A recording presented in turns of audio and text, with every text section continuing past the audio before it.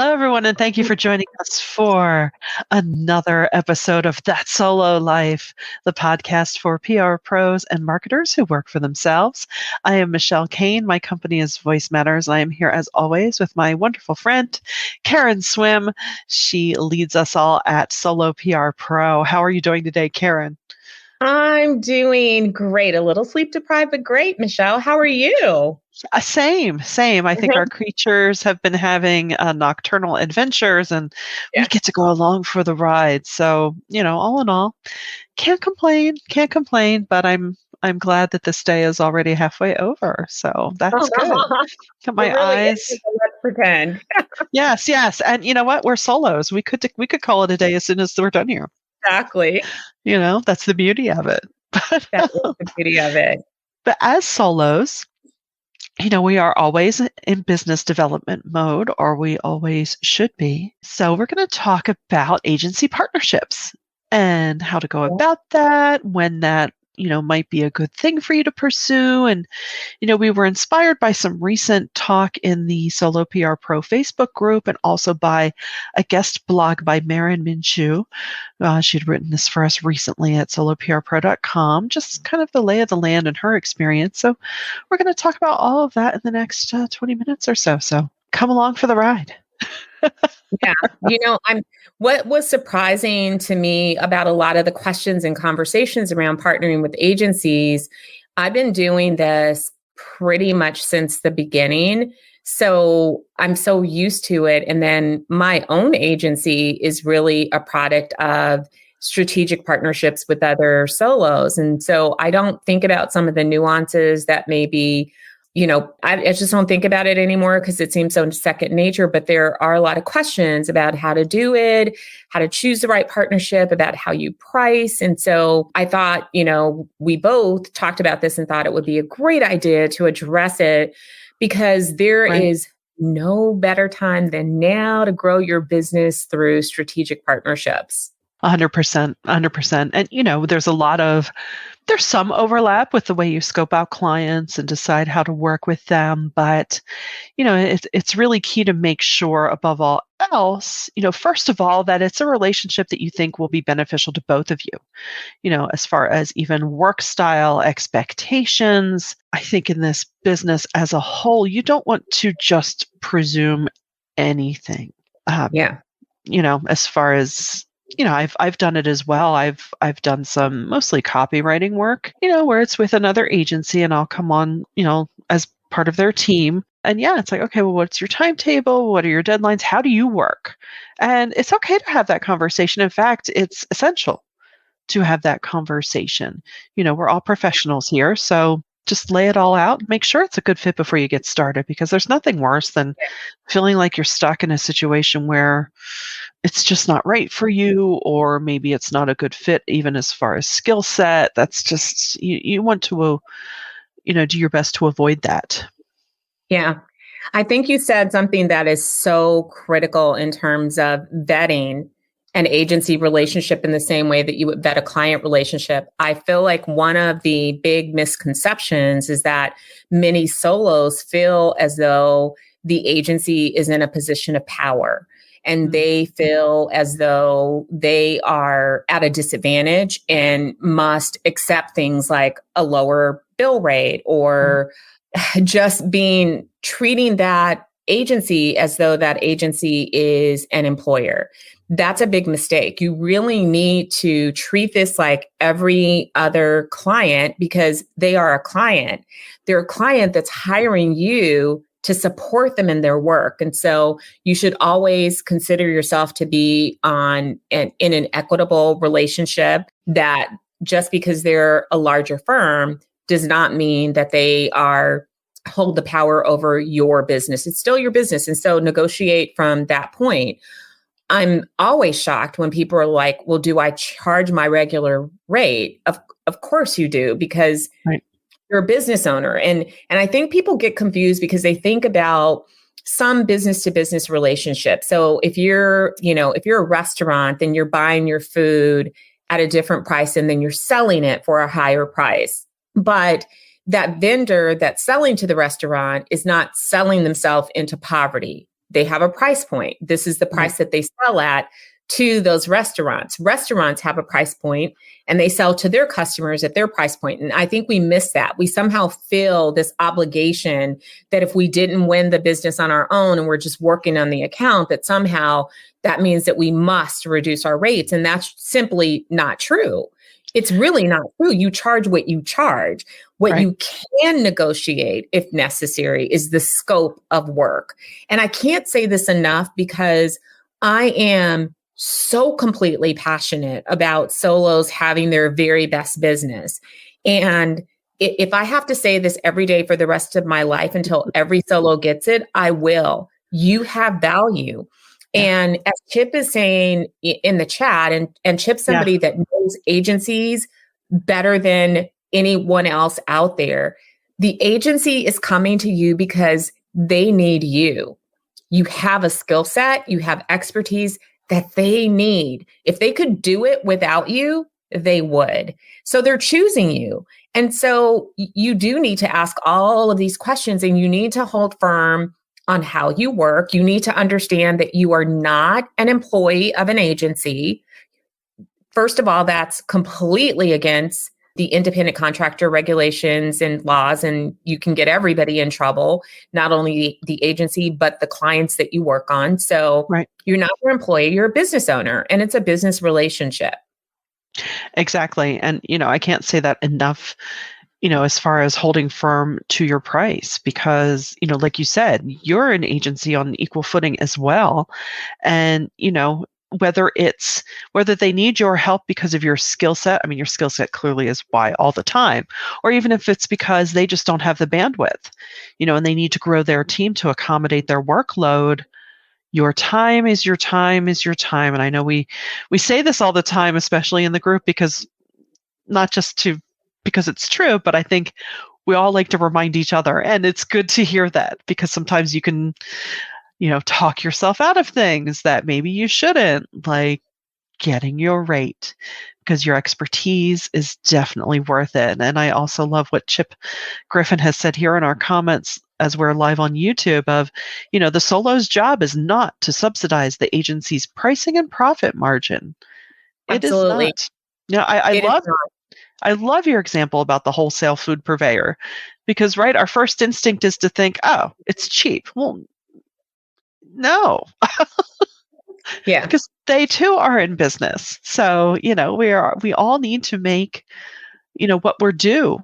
We all need to make a living. So don't be afraid to price that way. And, how many times has it happened where we have had angst over, oh, should I charge this much? I don't know. I'm afraid. And then you get angry at yourself on the other side because you send it out and the reply will be, great, thanks, let's do it. And you think, oh, I cannot believe I spent all that energy and Yeah. time, just talking myself out of this. And I love what Chip said. If you underprice yourself, you may be busy, but you won't be happy. Wiser words have never been spoken because it's Mhm. true. If you're a Solo PR Pro member and have not yet read the Show Me the Money series, I Oh, encourage you to read it because that advice is there.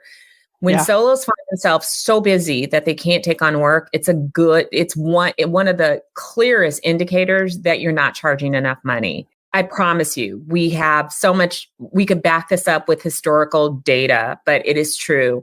And usually when I have conversations with solos and it's around, pricing, I always tell them without even knowing their rates, you're not charging enough. Raise Yeah. your rates. Yeah. I've never been wrong.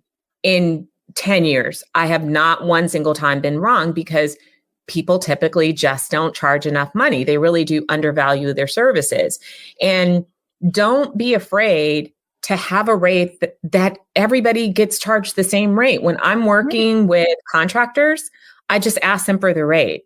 Mm-hmm. So I have a budget, obviously. And if your rate fits into the budget with the scope of work, great. If it doesn't, I'm going to tell you, hey, we don't have the budget for you, but I'll keep you in mind. Mm-hmm. But if it works out, then I'm going to incorporate you. And as Chip said, it's not your job to figure out my profit margins. That's my job, which is why I don't spend more than I can really afford to spend. I make sure that I have a certain margin on an account.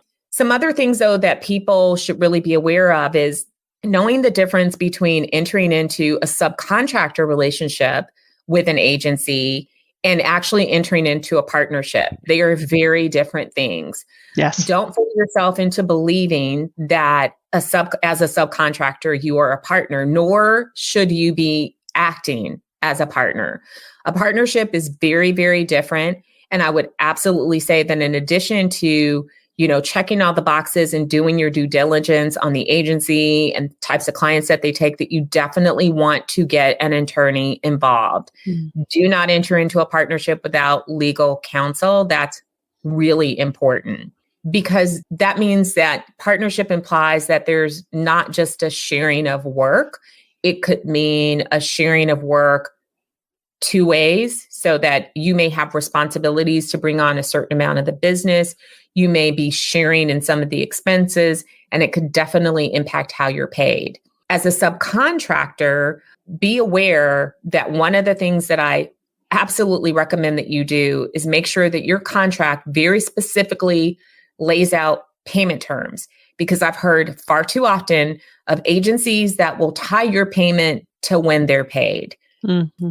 Some people agree with that. Sometimes people have long-term relationships with people and they're like, I will take the risk with you because we do a lot of business together, and I get it. But if you decide to take that risk, know that you're taking that risk. My preference and the way that I work is that doesn't matter when I get paid from clients. I just make sure that I always have budget to pay people what I owe them, period. It doesn't matter. And sometimes that does mean that I'm not really getting reimbursed for clients. Sometimes for 60 days, and I've had clients lose invoices and I'm owed so much money, but I have money to pay my contractors throughout that whole thing. So they never know about it because it's not their problem. That's my problem. That's my business.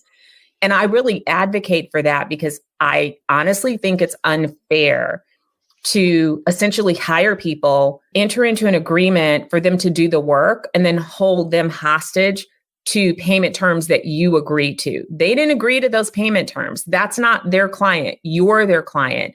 So I would for sure, make sure that that's clearly spelled out and that you talk to the agency about that. Like, hey, listen, I understand that your invoices are rolling, but when I do the work, I need to be paid. So let's agree on the invoicing terms.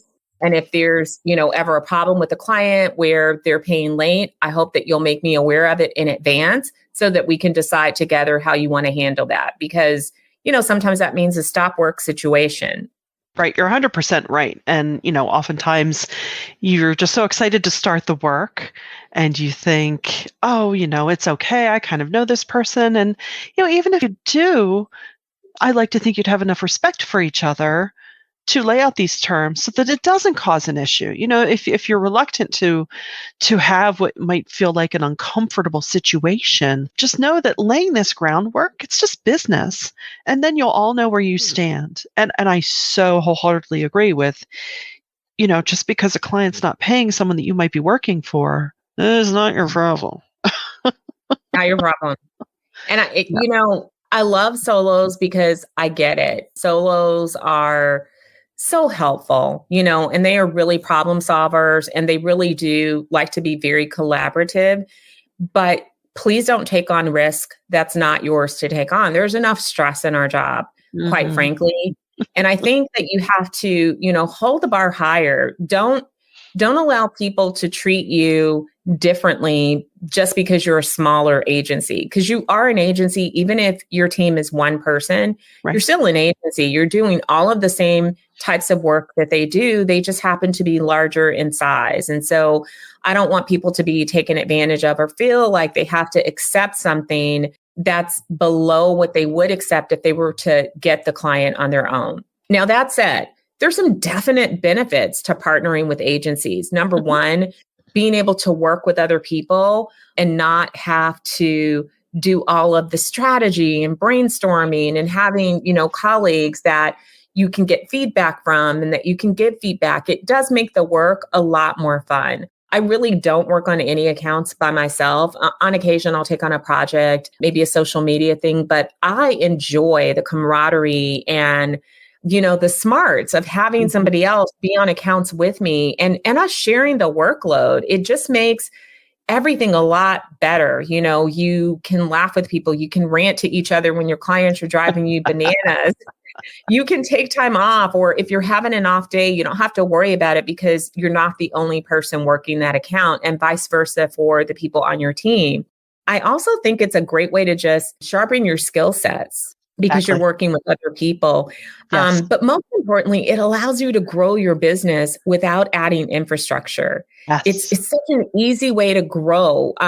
Everybody has a network of people, right? And we all have those business development relationships, but you can play in other arenas by contracting with an agency who can get into places that you might not be able to get into. Because let's face it, there are always going to be those corporations that prefer the big name agencies or the larger shops Or over the small shops. So partnering with an agency allows you to work with clients that you might not be able to get on your own. That's a definite benefit. And for that agency, they get the value of having your expertise without having to add an employee. So it definitely is a win-win situation. And if you have never done it, I would say consider it because, again, it's just such an easy way to scale up your business without you doing all of the work. You can do business development by partnering with an agency or two and grow exponentially faster than you would on your own. 100%. And, and you're probably thinking, if you have not done this yet, you're probably thinking, well, how do I go about doing this? Well, I know in my situation, it's just colleagues that I've met along the way, join local chapters of PRSA or, here in this region, we have the Philadelphia Public Relations Association or even chambers of commerce. You might think that, oh, volunteering on this committee might be a waste of time, or should I really be spending it on business development? Guess what? That is partly business development. It may not happen straight away. It could take years, but I've gotten business that way because you're right there, you're front of mind, you've established yourself. So don't discount that. Even to a certain extent, not cold calling, if there's an Yeah. agency that you want to work with or that has, they have clients that you would love, like you said, to get into that sector, just shoot them an email and just say, hey, just wanted to introduce myself. I work in, I'm in PR. We've seen a ton of times, especially with our PR pro colleagues of ad agencies, marketing agencies bringing one of our solos in because they don't have that PR arm and they want to, access their talents and their time. So, you know, Absolutely. don't And do not, I know people kind of cringe at cold calling. Cold calling is really just an initial introduction. right. Obviously, you're not going to call up somebody and it's going to, result in them saying, great, so glad you called right now. Let's hire you. But it's another way to start to build that relationship. Yeah, Don't be afraid of that. For our members, we actually have a cold calling ebook that will walk you through the steps and give you some tips on that. So take advantage of that. But I would say, don't fear reaching out to agencies proactively because you will be surprised at how often they are in need of help. Often, two of the big areas that I see where they, really could use hands-on support is media relations and writing. It's really, really difficult to find strong writers. yeah, And so if you are a strong writer and you enjoy doing that, that would be a good way in to an agency. Just reach out. Use LinkedIn to see if you're connected to somebody at an agency. Reach out and say, I'm not sure if you guys have a need, but, wanted to let you know that I would love to chat with you, set up time to chat. If you ever need extra hands to support the work that you're doing, introduce yourself and get the ball rolling. And, as Chip is saying, if you get 5 clients via one agency, it isn't the same as 5 clients from separate sources. And there's a benefit to that too. So we have a client, and some of you may have worked with clients that have different business units. We have yes, gained several business units with the same client. Essentially, they're all different clients, but there's one client. Same with an agency. If you work with an agency and, they start off with maybe a project and then it works out well and you guys really like each other and they bring you into more stuff, you can end up with a whole roster of clients through the agency, but you right. have one agency client. So it makes time management a little bit easier because it's Mhm. always harder. Like if you have 20 clients, your focus is split. So you are, you're having a lot to do, but if you have 20 people that you serve or like, but it's only through 3 clients, it does make life a lot easier. It makes meetings a lot easier, reporting's a lot easier. It just kind of, streamlines things in a way that you could never imagine. I would also caution, though, not to put all of your eggs in one basket Right. ever. Right. You want to make sure that you're balancing out what you have from your, subcontracting relationships against what you have on your own. Because if you have 5 clients with one agency and then they decide to hire another person and bring all that in house, or their clients go away, you're stuck. And if that was 50% of your income, you're going to be in trouble.